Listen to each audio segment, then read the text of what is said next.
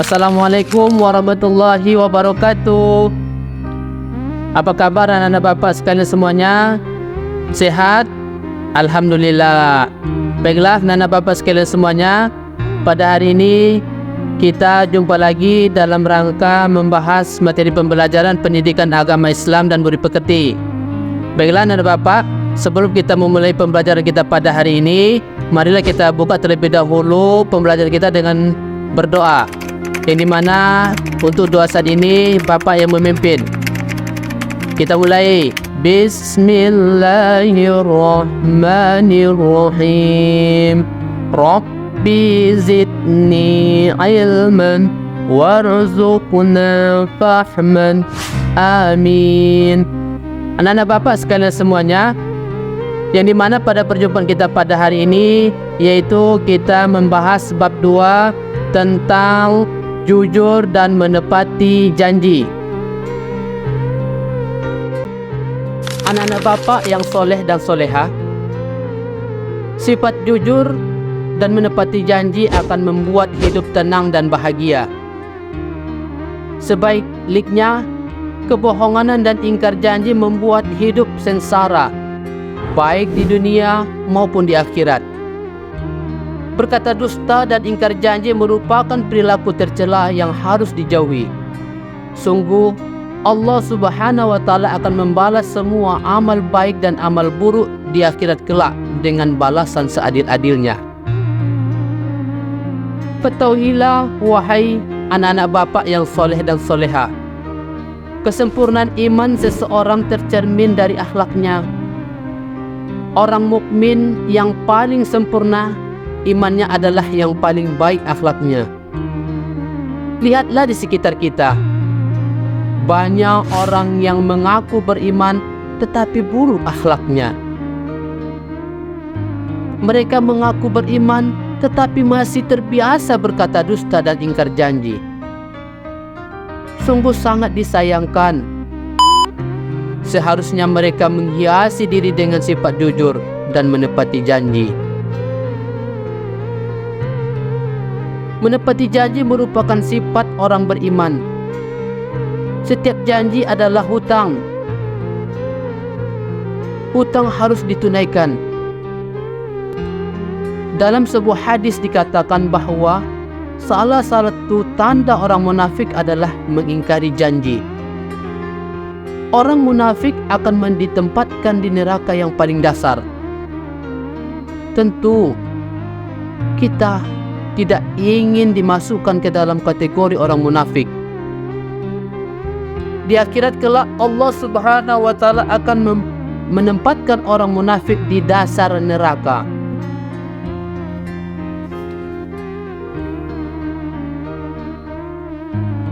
Yaitu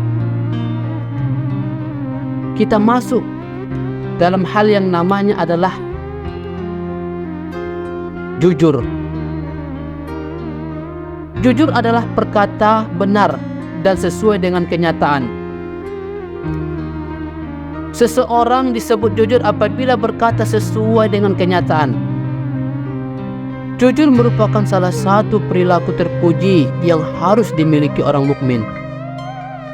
Lawan dari sifat jujur adalah berkata dusta.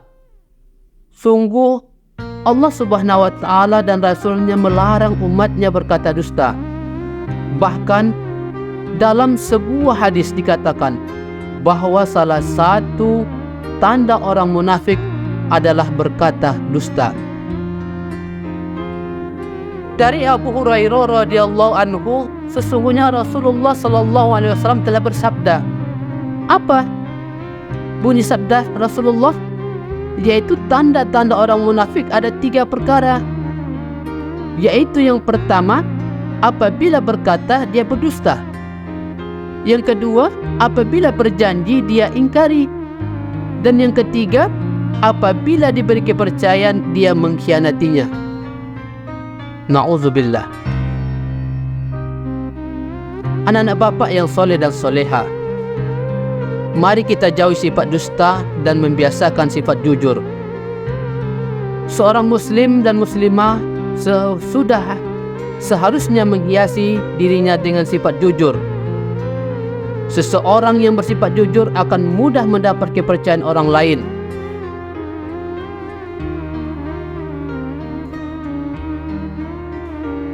Kenapa?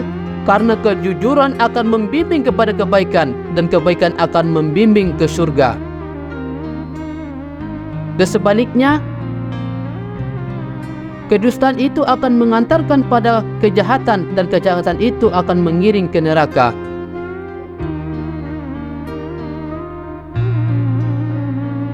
Di dalam Quran surah Al-Ahzab ayat 70 yang berbunyi, Ya ayyuhallazina amanu taqullah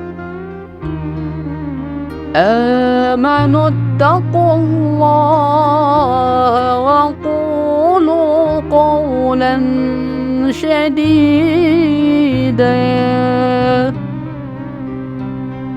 Yang artinya, wahai orang-orang yang beriman, bertakwalah kamu kepada Allah dan ucapkanlah perkataan yang benar.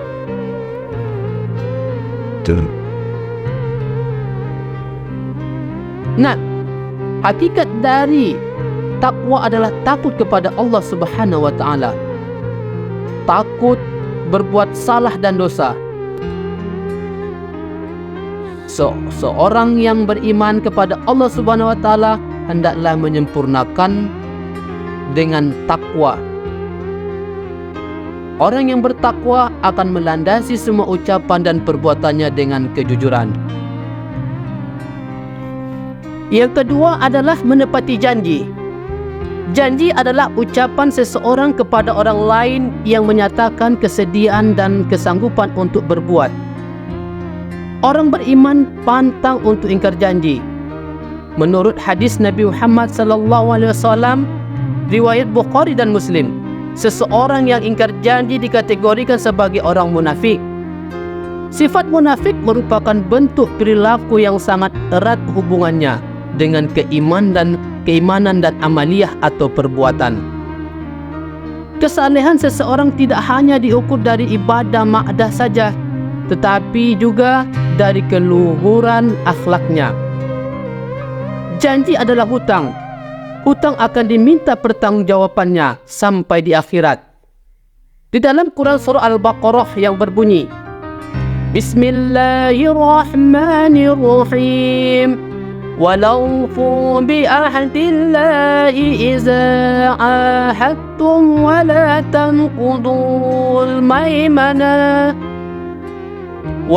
تنقضوا الْمَيْمَنَ بَعْدَ تَوْكِيدِهَا وَقَدْ جَعَلْتُمُ اللَّهَ عَلَيْكُمْ كَفِيلًا إِنَّ اللَّهَ يَعْلَمُ مَا تَفْعَلُونَ. Yang artinya, dan tepatilah janji dengan Allah apabila kamu berjanji, dan janganlah kamu melanggar sumpah setelah diikrarkan, sedangkan kamu telah menjadikan Allah sebagai saksimu.